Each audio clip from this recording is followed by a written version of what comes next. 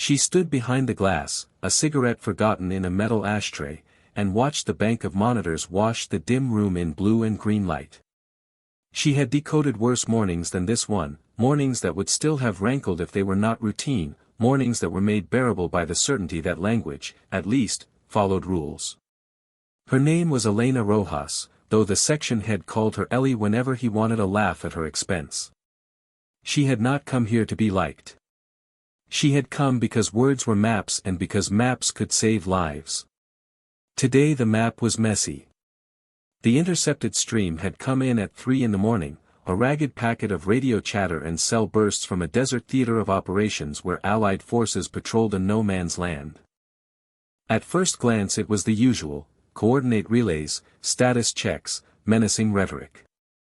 The analysts had fed it through voice recognition and automated linguistics, had pulled out keywords, had flagged threats, and the intelligence briefers had stitched a picture. Command believed it was nothing more than a feint. It was the kind of conclusion that would have made Elena's jaw tighten if she had not already learned to let the tightening be quiet. The unit leader had swaggered in, his voice rough from cigarettes and thin on imagination, and had delivered the verdict with a smile that smelled of contempt. They had a plan. They did not need to waste time on the petty. Elena had watched the room file past the glass to call it final, heard the laughter, the clipped jokes about women in intel, the sideways remarks about translators who were good at grammar but not at the business of war. She had kept her mouth closed. That was part of what passed for resilience in her line of work. Silences were not surrender. She pushed her chair closer to the terminal and replayed a 5-second burst where a courier spoke into a cracked radio and a laughing voice answered with a phrase that, according to the transcript, read as a standard dismissal. Standard dismissals were dangerous. Elena had a habit of treating every dismissal as a challenge. She let the waveform fold over itself on the screen until the spectrogram looked like a coastline. She read the phonemes as you might read tides. There was a stutter in the reply. Not a stutter that a machine would flag. A human stutter, a misplacement of aspiration, a non-native consonant slipping into the wrong pocket of the word. She frowned. She pulled up the region-specific phonetic map and cross-referenced it with a dialect atlas mapped by generations of smug surveillance contractors who had never traveled anywhere without an armored vehicle and a pre-programmed route. When she turned off the noise and played the clip slow, 2 syllables revealed an accent that did not belong to the region they had pegged. It belonged to the mountain dialect from the valley where the Allied convoy route passed between the escarpments. She could have shrugged and let the automated system decide. Instead she printed the transcript. Paper had a way of making things less slippery. She circled the line that did not match the pattern. Everyone else had missed it because it was a slip in the translation engine, not a loud error. Everyone else had the weight of the routine on their side. Routine meant comfort. Comfort meant fewer questions. Elena had no comfort that morning. She walked through the bullpen with the printed sheet in her hand and felt the stares as if they were needles. One of the linguists offered a tight nod and then looked away. The section head rose from his desk to intercept her and left the cigarette burning in the ashtray. He read the circled line with a practiced face that could pass as inquisitive, as if the chart had been part of his intention all along. "You think it's something," he said. He said it the way officers asked questions they expected no answers to, the way men in command kept the floor and the noise. "It is out of dialect." She kept her voice slow and flat. "It shifts meaning if the timing is different." He shrugged, a small, condescending movement. "The algorithm will realign it. We cannot chase ghosts." He tapped the paper as if to pacify her. She watched the cigarette smoke curl into the fluorescent lights and felt the room's judgment settle like dust. The antagonism in the room was not personal, strictly. It was institutional. Institutions had ways of deciding who mattered. He mattered more because his uniform fit his shape and because he had held a clipboard in a war zone once. She mattered less because she had an accent and a quieter history and because she translated words not commands. She walked back to her station and kept the printout hidden under her keyboard as if it were contraband. The convoy run was scheduled for dawn. A cluster of armored trucks would move through the pass at first light carrying supplies and medics and a group of soldiers who trusted their maps more than they trusted anyone in the center. The Allied command had already concluded the intercepted chatter was a bluff meant to spread fear. That conviction had been voiced loud enough to become policy. In the mess hall a sergeant had raised his whiskey and joked about how the enemy had the vocabulary of a schoolboy. The men had laughed. Elena ate alone, which was a habit that preserved attention. She ran the syllables in her mouth between fork and lip like hot stones, tasting consonants for mineral. At night she had dreamed of her father and of the valley where he had taught her to listen. He had been a professor of languages who had spoken in the kitchen like a general. Words, he would say, tapping the bone of his thumb, are the bones of intent. If you know how they break, you will know where they go. Her father had shown her how to hear the geography of a phrase. He had taught her that a breath placed before a consonant could mean hiding or attacking, pleading or commanding. She remembered now that the mountain dialect breathed differently when speakers were gathering ammunition. She did not say that aloud. She alone carried the memory like a secret mechanical advantage. Dawn came thin and cold. She was at the terminal, print smudging the paper, when the convoy commander walked in with the swagger of a man who expected confirmation. Clear to go, he announced without looking at the screen. The head of operations nodded. Orders stand. The chatter was posturing. Elena watched the hinge of their decisions. She stepped forward with the printout and had the strange sensation of drawing a line in dust where someone else had already set a boot. There is a misplacement here, she said. The amount of voice she used was minimal, a fact that made it easier for them to ignore her. If you move the pause, the name switches. The convoy commander laughed and called someone over to make a show of magnanimity. You tell us whether it is a threat, translator. He used the word like a coin thrown into a fountain. Elena met his eyes and was surprised at how steady they were. It is not what our models read, she said. It is what a mountain dialect does when you put the stress here. The laughter tightened. We have algorithms, one officer said, smelling contempt like burnt coffee. We have human signals, Elena said. She could have listed data points. She instead described the articulation, the aspirated breath, the subtle roundness of the vowel where a sing-song cadence should have been flat. Names were dangerous in the wrong hands. She kept the suspect name shielded, but she had to say enough to pull at a loose thread. Her words should have been weightless. They were not. The head of operations pinched his eyes and then, theatrically, considered the possibility. Send a recon, he said finally, with a bureaucratic yawn. One drone sweep. If there is an ambush, we will respond. His solution had the slow heart of complacency. They would probe. They would reassure themselves that protocols worked. They would not alter the route or the time. Escalating pressure forced the choice to be made in public. The convoy left at first light. Elena watched the feed on the convoy's security channel as if she were looking at a patient being wheeled to surgery. The trucks rolled smooth behind bulletproof glass and in the folded shadows of the escarpment, the radios in their pockets. She monitored the net, fed by the convoy's own comms, and the chatter was calm. The analysts began a slow clapping of small victories. See? Nothing, one of them crowed. She did not clap. The morning wore on. Her circled line sat on the desk like a small, stubborn insect. At lunch the logistics lieutenant leaned over and said, with what he thought was compassion, "You are a sharp tool. Too sharp for here." The implication was that sharpness could cut people you needed to keep. She took his remark as a fact and folded it into her pocket. After the convoy had been on the road for 4 hours there was a fragment of an intercepted call. A child's voice, tinny and scared, saying a name that matched the valley town. The analysts classified it as background noise. They left it on the side of the folder, a marginalia. Elena pulled it back into the foreground and slowed it down. There was a syllable dropped by a speaker who was not the child. Timing again. She traced the waveform with the pad of her thumb. Her finger left a smear of static on the screen. She reached up to the glass wall where the convoy monitor projected a live image.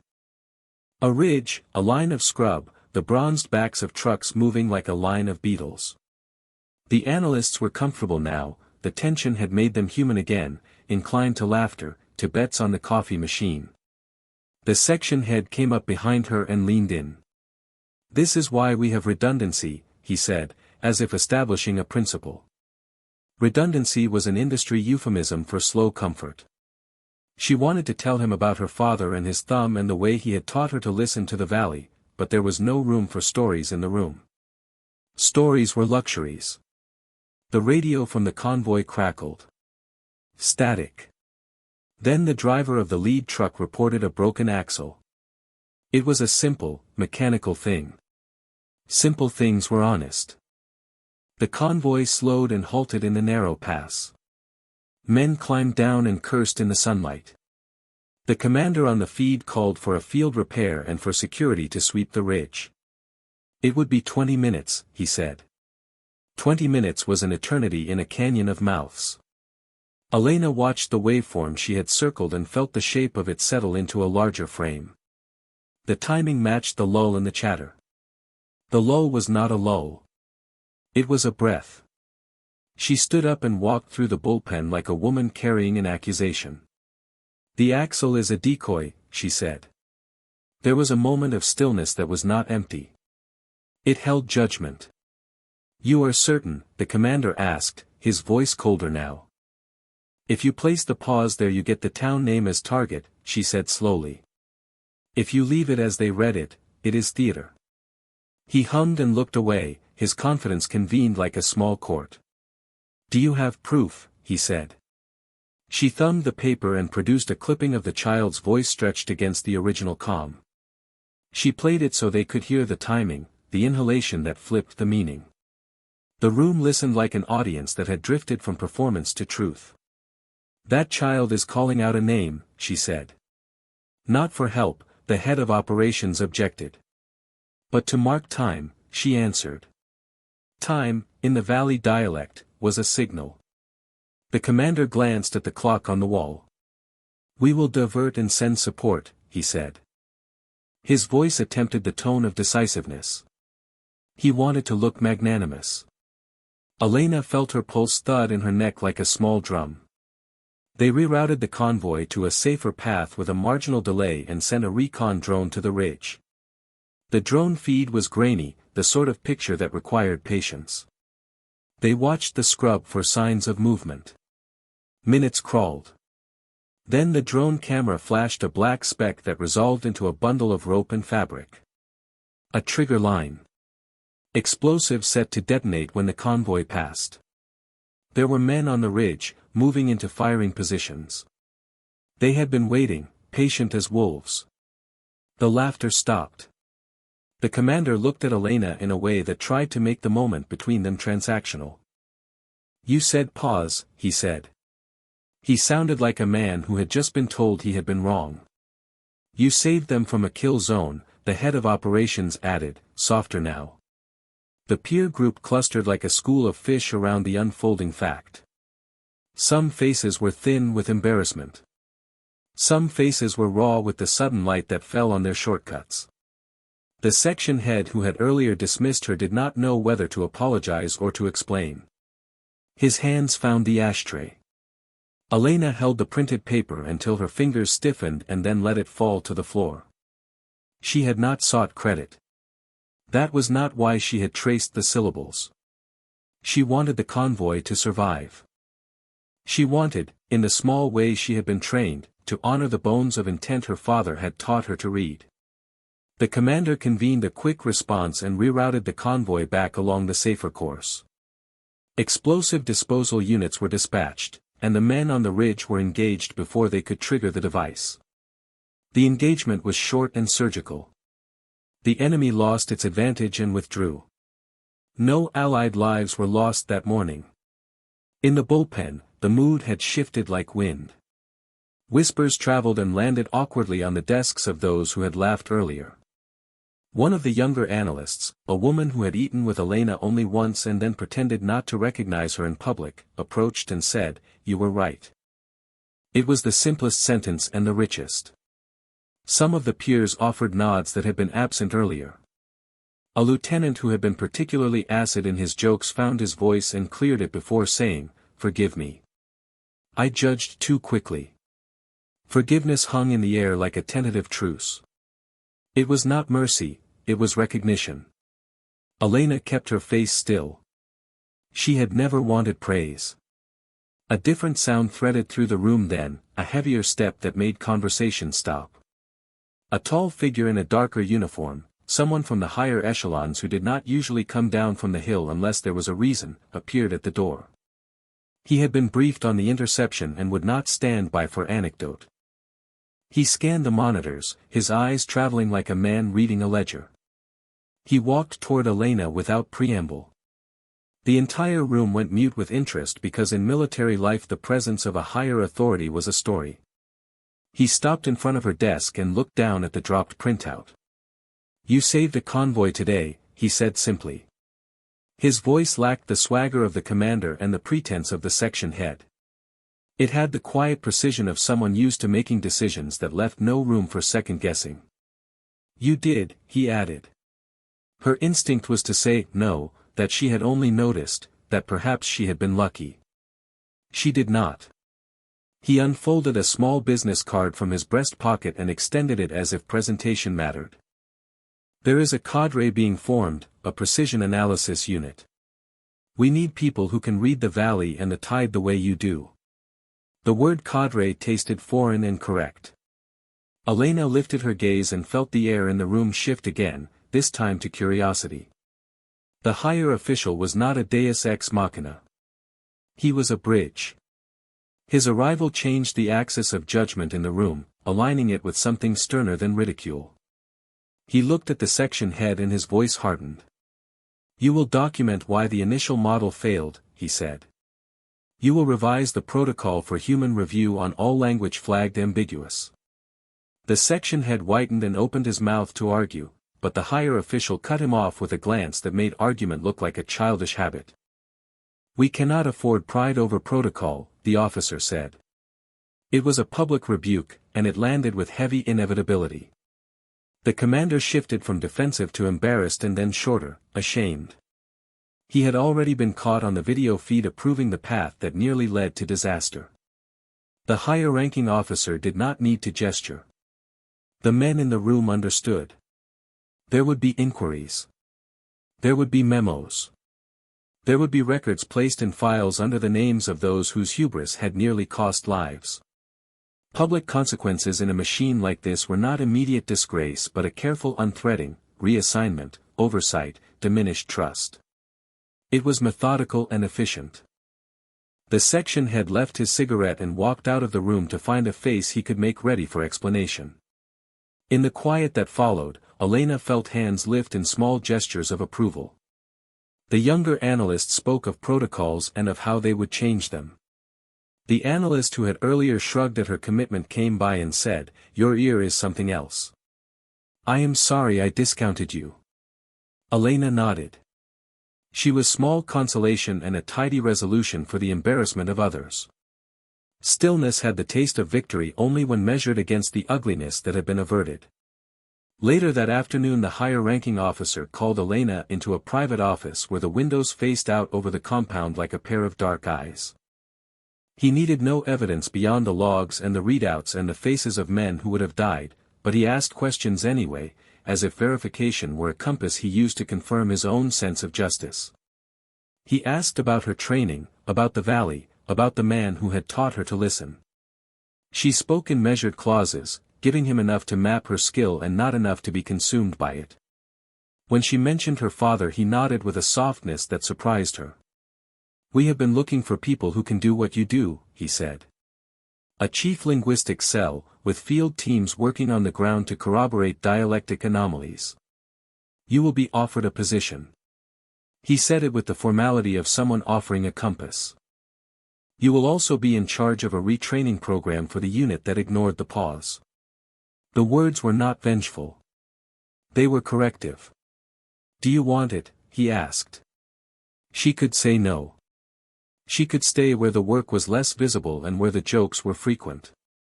She thought of the convoy and the men who had been rerouted and of the child's voice that had sat like a small stone in the comm feed. "Yes," she said. It was a word both simple and heavy as lead. He smiled then, not the curt smile of a bureaucrat but something more rare. "Good," he said. News of the prevention swept through the compound and reached the convoy that had been saved. They cheered the analysts in a recorded message that played over the monitors, an awkward enough gesture that nevertheless warmed some of the crew in the center. In the mess a pitcher of beer was set down in front of Elena with the informal declaration from the drivers that she owed them a round. She did not drink. Her credit was not in ale but in quiet acknowledgement. The peer group that had been complicit in the laughter now watched her with an unassuming reverence. One of them, a man who cared deeply for order and had pretended indifference, offered his hand and said, "Thank you." Elena took it because words were sometimes only made whole when they had a handshake to match them. The antagonist, the section head who had waved off the concern as algorithmic noise, was not immediately stripped of rank in a spectacle. That was not how justice in a bureaucracy worked. Instead, within the week, his name was reassigned to a remote logistics post with a shortage of staff and a schedule of inspections that would make a lesser ego shudder. It was public, and it was humiliating. He had to defend his choice in memos and in briefings that the higher official reviewed personally. His fall was the downward slope of consequence, efficient and deliberate. The commander received a reprimand and was assigned to a strategic desk job away from the front lines he had swaggered about. It was not vengeance. It was accountability. The room observed it without celebration. They recognized the mechanism that would prevent future deaths. Elena, for her part, was moved into the cadre the officer had promised. It was a small office with a view of sand and sky and a stack of old dialect atlases that smelled of dust and ink. She met her team, a scatter of people who had learned languages for different reasons, a journalist who had traded war reports for longevity, an exiled scholar, a field medic who had become fluent in border tongues so he could bribe checkpoints. They were not polished, they were precise. They hung on her instructions because she spoke with the authority that comes from exacting work. Her first task was to create a training protocol that mandated human review of any flagged ambiguity, to teach soldiers how to listen for aspiration and pauses, for the sighs that mapped intent. She taught them the thumb technique her father had showed her, tapping into the way a person moved their chest before a word to catch more than a dictionary could tell. They practiced for hours on low-fidelity recordings, on the kind of tapes that had once seemed unremarkable and which now were the difference between life and death. At the weekly briefing the higher-ranking officer sat at the back of the room like a judge at a recital and watched as her students performed. She watched them misread, then recover, watched their humility harden into competence. "Heard you made them listen," he said quietly after one session. She answered him with a sentence that had no grandness to it. "They always could. They needed a reason." He nodded. The months that followed were the slow work of changing a machine. There were setbacks, old habits like moss returning to places you had scrubbed, and there were successes like the time a field team caught a courier's idiosyncratic laugh and prevented an IED team from sealing a road. People's attitudes changed the way seasons change, gradually, then suddenly. One of the analysts who had once made a joke about translators sat in Elena's class and, with the careful humility of someone learning to be good, asked for feedback on his ear. He was not alone. The higher officer promoted Elena within a year, not with ceremony but with an email and a reassignment that carried more responsibility and less pretense. He had seen how her quiet had saved a convoy and how his public sanction of the complacent had altered behavior. When the unit that had once laughed at her had to testify in internal review, they offered honest statements and, in some cases, contrition. There were no theatrics in that office of papers and dates.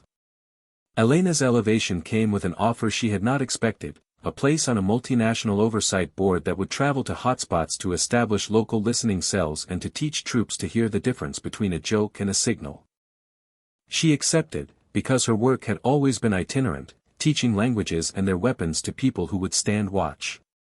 Before she left, the convoy commander approached her. He had stopped smoking and the skin around his eyes had softened a little. "I owed you a thank you," he said, words earnest enough to touch something in her. "You did more than tell us what to do," she said. "I told you where to press pause," he replied. Outside the compound, under a sky that had nothing to do with commands, she thought of her father in the valley, the way his hands had been steady on the table and how he had taught her to listen to wind and wood and words. She imagined him turning the pages of an atlas whose edges were thick with the oil of older hands. Her work would take her across deserts and to crumbling checkpoints to classrooms with too few chairs. She would become the mapmaker people consulted when roads were uncertain. The higher officer's final gift to her was not a medal but a book, an old phonetic atlas with notes in the margins in a neat, stern hand. "Keep this," he said. "Keep listening." She did. Years later, there were small memorials that recorded the names of men who had died in campaigns where signals had been missed, and her saved convoy was sometimes in the footnotes of reports as a case study in human review. Her name was not always the headline, often the work had the anonymity she had always preferred. But in the valley town, a child would someday tell another child the story of the translator who had heard a pause and had turned it into a compass. A lot of the work she did afterward was technical and paperwork heavy, full of meetings that could have bored a less stubborn attention span. And yet, at the edges of those sessions there were moments where listening changed the course of action, where a breath reinterpreted a threat, where a hand on a microphone steadied a sentence into a salvation. The peers who once mocked her offered seats at the table. They listened differently. They watched the way she folded sound into meaning and tried to mimic her attention. When she taught the thumb technique she did not name it after her father. She only called it what it did, a nudge to the ear. She never sought to humiliate the section head. In staff meetings it would sometimes be mentioned that he was reassigned, and some would snicker, others would watch their own files with a caution born of seeing consequence. His tone had shifted for him in every correspondence that came through their office. Justice in the machine of war had little of the theatrical about it. It had paperwork and oversight committees and the slow, bitter work of changing mindsets. Her victory was not a shout but a persistent knock on an old door that eventually opened. At the heart of the work was the practice of humility, a clear ear first, and a loud reprimand later. Elena's internal world remained steel-clad and private. There were nights she would find herself awake, listening to the house settle, measuring small sounds until she could name the source. It was a hobby that had become a profession and a profession that had become a responsibility she bore without excess. When she spoke now at conferences and in secure briefings, she did so in short, precise sentences, the kind that left little room for misunderstanding and none for arrogance. Her voice carried in the small way of those who had seen the cost of careless ears. The peer group's dynamic had shifted from scorn to respect so gradually that it was hard to say when the tide changed. It was visible in the way the younger recruits asked her questions, in the way commanders now paused before they dismissed a translation as noise. It was evident in the audits that required field checks for ambiguous signals. Justice had been delivered to the arrogant gatekeeper in a way that matched his methods, administrative, systemic, unavoidable. He would be the cautionary tale told in staff rooms and in briefings for years to come. His downfall was not dramatic in the sense of a public shaming. It was a steady, unglamorous stripping of influence, the kind of slow collapse that taught more than a spectacle. Elena's elevation was cleaner. She had been offered a place to teach and to lead and had earned the right to step out of the glass and into a room where decisions were made.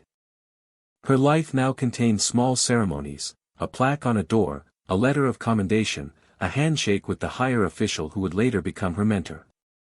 She kept all of them in a drawer along with the first printout she had dropped to the floor. Sometimes she took it out and read it like scripture. Not out of vanity but to remind herself of the world that happens when people listen. The valley dialect remained a secret she carried like a map folded in the pocket of an old coat. She would teach it and then let it go, like a river releasing a pebble into a wider channel. Years after that convoy, at a symposium, a young woman stood up and asked Elena if she ever felt vindictive toward those who had mocked her. Elena paused and then said in a clear voice that had become her hallmark, "No. I felt accountable for their education." The room applauded, and the sound was honest. Her tale was told not as revenge but as an illustration of a principle: the small details are often the ones that decide battles. It was a point she would return to again and again in lectures and briefings and in the training sessions where she taught knees to steady and ears to map. In the end she was publicly vindicated, elevated, and given the awe and respect of those who had once been indifferent. She did not demand it. She had earned it in the quietest way available, by listening and by acting. Her father would have smiled if he were alive. And so she listened on, keeping the thumbtap in her pocket and the atlas on her desk, and when the next ambiguous calm came across her screen she folded it, circled the place where the pause would change everything, and guided the hand of those who would listen after her. Elena folded the ambiguous calm like an old map and slid it between the pages of a thin notebook she kept for those moments when the world still held the possibility of being rearranged by a single comma or a pause. The notebook was ringed, its edges softened by years of being opened and closed, and on the inside cover she had written a single line in her father's careful hand: "No shorter steps where the ground is uncertain," and she had underlined it once, twice, as if a signature could be a guardrail. She closed the drawer and stood with the quiet gravity of someone who had learned to measure time by the cadence of other people's breaths. The next morning the hallways were colder than she expected. The sunlight slanted in, thin and precise, cutting the dust motes into tiny suspended worlds. She passed a cluster of trainees moving like a small, reluctant river, faces mobile with the small calculations of careers and nights to survive. A man in a rumpled suit brushed past her, apologizing in a tone that meant he would forget in 2 minutes but had obeyed protocol in this one. The building smelled faintly of coffee and printer toner and the kind of disinfectant that did not comfort but declared a space sterile, a useful reminder that decisions made here were meant to be clear, not sentimental. At the door, Commander Halvorsen met her with the same handshake he had offered months earlier when his next promotion still seemed a promise rather than a habit. He looked at the notebook under her arm and allowed himself the small, rare smile that had become a sort of compass for her, the signal that the path ahead would not be smoothed for her, but would at least be watched by someone who knew what to value. "We have a report from the field," he said. His voice was soft, but not diffuse.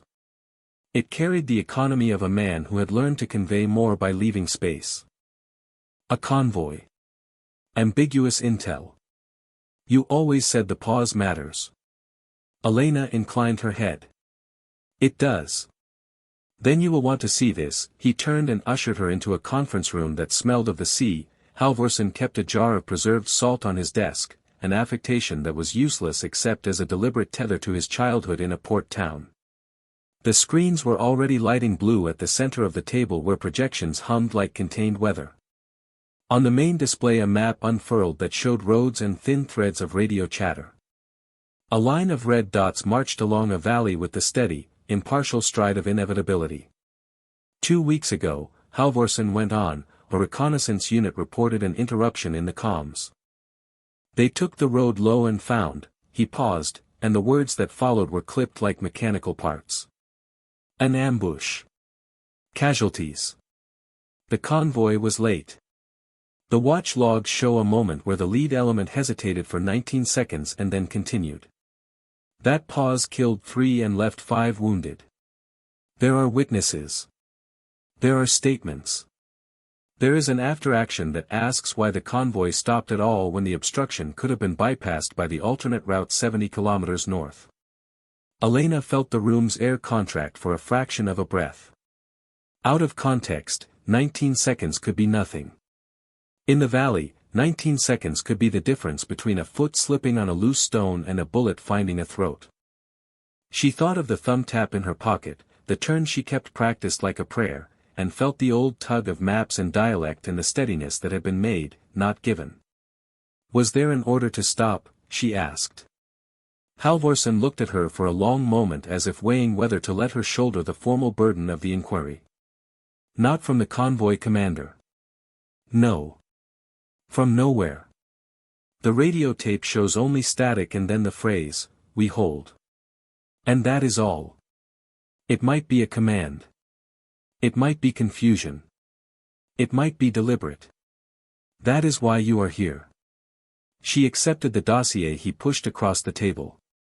The paper smelled of the same toner and something slightly metallic, like a tool that had been returned to a box. She read the transcripts.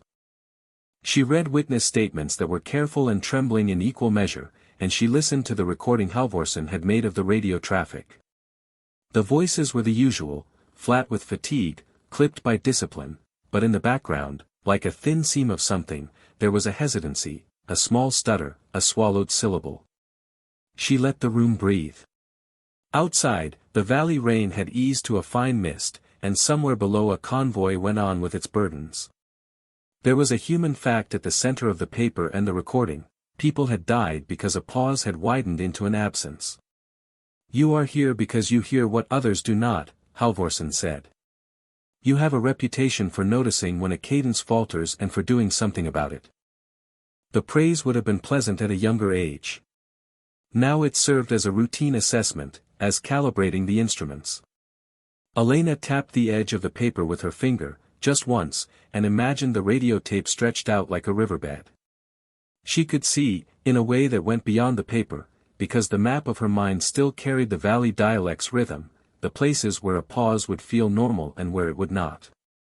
She imagined an obstacle on the road, a shadow in the brush, someone with a finger hovering over a trigger. She thought of knees steadying, hands unclenching. Who led the convoy? She asked. Colonel Varela, the convoy commander, came across in the files as a man who had made a career of order.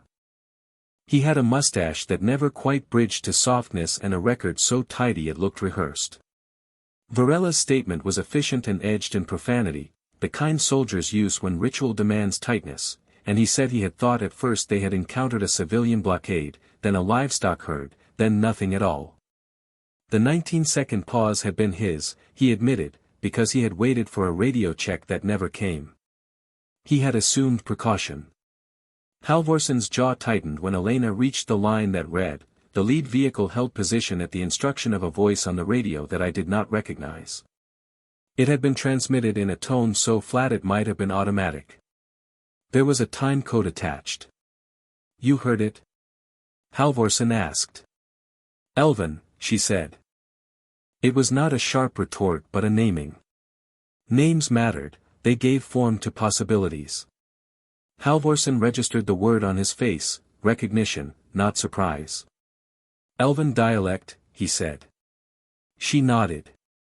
The valley dialect was not Elven in any mythic sense, but it had a structure and cadence that did not map well to the standard phonemes used by most military communicators. It used pauses that were functional and beats that, when shifted, could change intent. An outsider hearing a phrase in the wrong place might think it a command. For someone trained in the valley's rhythms, it could be the difference between go and stop. Who else knew that dialect? Halvorsen asked. Not many, Elena answered. Men and women who grew up along the southern ridges. A handful of old trackers. My father. Now I. That is it. The room shifted in the way rooms do when an invisible weight rearranges the furniture. Halvorsen folded his hands on the table. So you think the pause was someone who used that cadence deliberately? Elena thought of deliberate things, of men who learned to manufacture hesitancy and of the small details that made such constructions stick. Deliberate or not, whoever used that syntax knew how to make the pause sound like a command. Intentional misinformation, Halvorsen said. To force someone to halt without authority. Or to make an impression, she kept her voice level, each sentence a measured block. Either way, someone wanted that convoy to stop. They spent the next hour pulling threads. Elena traced the time code across the map and found a pattern that at first glance was brittle, like lattice. A handful of prior incidents, dismissed as miscommunications, clustered on the same wisp of roadway. A name appeared with each, slight, bureaucratic. A fixer who handled accommodations for traveling units, a subcontractor who mended radios, a driver who had changed companies 3 years ago after a small scandal. The constellation was unformed and too easily coincidental. It might, and probably would, mean nothing. But in the room with the map, coincidences ought to be treated like live ordnance. They required examination until the edge of danger had been defined. Halvorsen trusted her to do what needed to be done. "Take a team," he said. "Do it quietly. Find out who had access to the convoy's manifest, to the comm itineraries, to the road reports. Who could slip a phrase into the air and know how it would read." She gathered a small crew. The observer, Captain Leroux, a woman with an ironic laugh and eyes that watched charts the way others watched faces, joined her. There were 2 analysts who worked nights, polite in the way of people who had to learn to live with the dead weight of data, and a driver who knew the valley roads like the seams of a familiar coat. They moved with the economy and odd intimacy of people used to small conspiracies, information not yet polished into a conclusion. On the drive out, the valley unrolled like a page half-read. The ridges kept their hands on the road, terraces coughed up small farms and the occasional truck stop. Rain had made tracks into mud. The air smelled of wet stone and baking earth, and the landscape kept reminding Elena of why cadence mattered, the manner in which a path wound could lead a traveler to a clearing or to a cliff. She listened. Her ears, trained by discipline and long listening in other people's rhythms, picked up the offbeats of the valley. A lull in the wind sounded like a held breath, a single crow sounded like a punctuation. Captain Leroux spoke in short sentences, each economical and precise. "We run this quiet. Check manifests, then radios. Talk to the fixer. No show of force. We find the weave, then pull at one thread." Elena agreed. There was a double meaning in the word weave. They would need to find the pattern in a fabric made to look random. In her pocket the edge of the notebook pressed into her palm like a reminder of obligations that were not public. She thought of her old coat, the valley dialect folded there, the thumb tap she still kept as a secret ritual. She thought of her father's hands teaching her to lay strips of hidden meaning under otherwise ordinary phrases. At the ruined waypoint where the convoy had paused, the asphalt had been scoured and the bushes showed signs of a recent scuffle. The investigators were methodical, they were not interested in theatrical revelations. But the scene invited one to imagine, a halt that began as a hesitation and thundered into calamity. The team spread out, taking notes, measuring distances. Leroux spoke to a local who had been at the roadside waiting to sell oranges. He was not much older than 30, his face cut by the sun, and his brow was furrowed with the kind of cautious curiosity that becomes a livelihood where roads are unpredictable. "I heard a voice," the man said in the valley's fractured standard. He mimed with his fingers the flatness of it. Like when the elders call the dogs at dusk. It was not the convoy's voice. It told them to hold. Elena listened to the way he mimed and felt the phrase slot into the map in her head.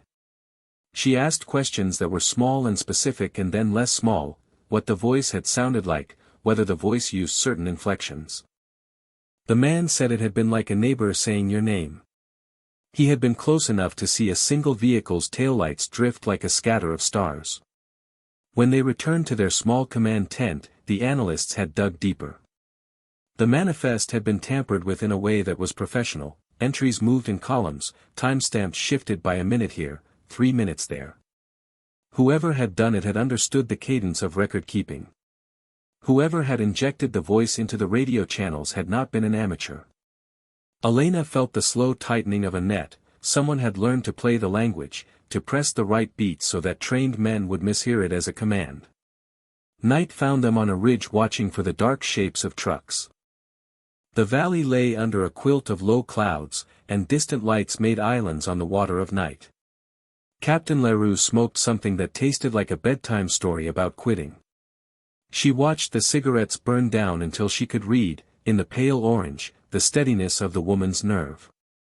Elena thought of the 19 seconds and how arbitrary it had once seemed, and how now it began to look less like chance and more like design. 19 was a simple number to mask. It could be orchestrated by a man with a talent for timing or for a woman who had learned to make people listen to a rhythm and not the words in it. She felt the urge to walk out into the rain and call up the valley's ghosts, to pull at the hidden threads of cadence that could be made to change a life. Do you ever feel like your life is a collection of pauses? Leroux asked quietly, blowing a small stream of smoke that the night took with polite indifference. Yes, Elena replied. But only if someone else is timing them. Leroux exhaled a laugh. And what if we found the one who keeps the metronome? Then we stop dancing to it, Elena said. The words felt simple and absolute. There was comfort in the clarity of the phrase and also a dangerous suggestion of retribution that made her fingers, in reflex, tighten on the edge of the notebook. She thought of justice, small, swift, public. She thought of the way her elevation had not been an obliteration of humility but a redirection of attention. She remembered her father's smile and the way he had taught her listening as an act of protection rather than a weapon. They worked through the night. At 3 a.m, the analysts found a cluster of communications that had been routed through a vanishing point in a town 2 valleys over. The address belonged to an unlisted rental. The rental's records, scrubbed to look mundane, were not so thorough. A subcontractor's name surfaced in the ledger with late fees and a note explaining a dispute about the return of radios. The team felt the pattern tighten. Who benefits from holding the convoy? Leroux asked. Someone who wants the convoy's cargo to be delayed, Elena said. That was tautological. The question begged a why. She considered the elements, the concurrency of incitement and opportunity, the sophistication of timing. It could be an insurance fraud on a monstrous scale, or it could be a localized smuggling operation that used pauses like a seamstress uses different threads. Or, worst or best depending on how one measured outcomes, it could be a test. Someone could be centralizing control over the valley, sewing together a network of false commands to teach others to obey pattern more than orders. Halvorsen had taught her the difference between simmering suspicion and evidence. Now their job was to make the suspicion bright and heavy enough to be a thing that could be held. They made a plan that in itself was careful, quiet observation, an attempted re-engineering of the radio signals, a controlled relay that would let them test whether the valley's rhythms could be mimicked accurately enough to flummox trained personnel. They set the trap with the economy of people who had learned how to be patient. A convoy drove the route with an embedded radio system calibrated to pick up minute, low-frequency anomalies. They watched the rental property 2 nights running. On the second night they found a van that hummed like a soaked animal, and a man in the doorway with hands like the printed fingerprints of someone who had spent years handling small mechanics. When Elena stepped out of the shadows toward him, the air was warm with the smell of oil and diesel. He was neither young nor old, the age where men are still young enough to think the world can be shaped by their hands but old enough to have the muscle memory of deceit. He looked at her with a little surprise that there would be a woman there and then with a new, more useful recognition, someone with the right kind of patience. You are Elena Mateo, he said, the valley rhythm dipping into the standard in a way that made the hair rise on the back of her neck. And you are, she asked. Ramon Serra, he smiled in a way that revealed more teeth than charm. Former radio tech for the 3rd Transport. I patched 1,000 radios. I heard 1,000 commands. I learned how people stop. Do you want to know how easy it is to make a man obey silence instead of law? Elena considered him. She thought of her father and the long practice of turning listening into action. She thought of 19 seconds where people had died because someone had made the pause into a command. She thought of the way Halvorsen's hand rested on the table back in the office and what it would mean to return with a name and proof and with the quiet satisfaction of a rhythm restored. You teach it, she said simply. Ramon laughed, low in the throat. The sound was small and dangerous. Teach? No. I sell it. I make you think your orders are your own. I am a seamstress of pauses. Elena's voice became the kind of blade that had no edge but made decisions. Who buys them? He shrugged. Men with goods. Men who want to make sure those goods don't reach their destination on time. Men who need excuses. People who do not like the convoy tax. Leroux stepped forward, the night turning her into a soldier outlined in cigarette smoke. And someone with the stash to pay you.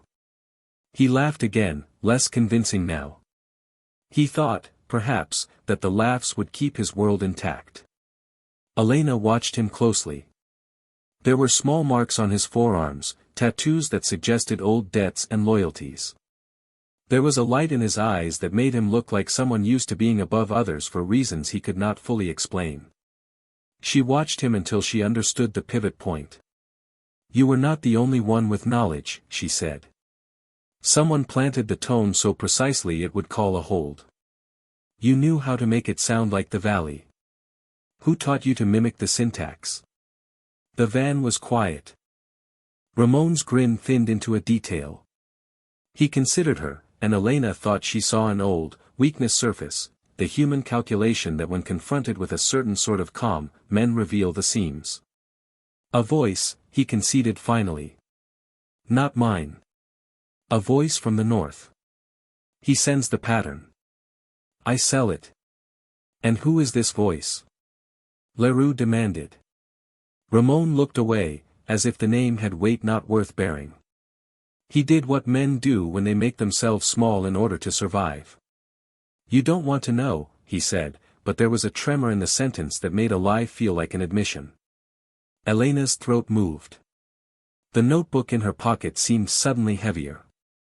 She was here at the edge of an answer, and the valley around them held its breath in a way that meant things might shift.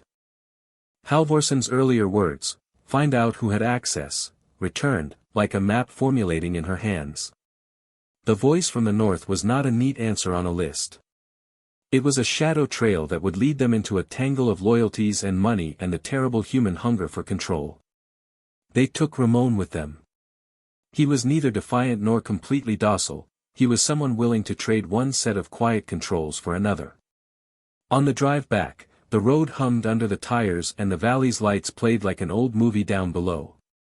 Elena watched the man's hands in the rearview.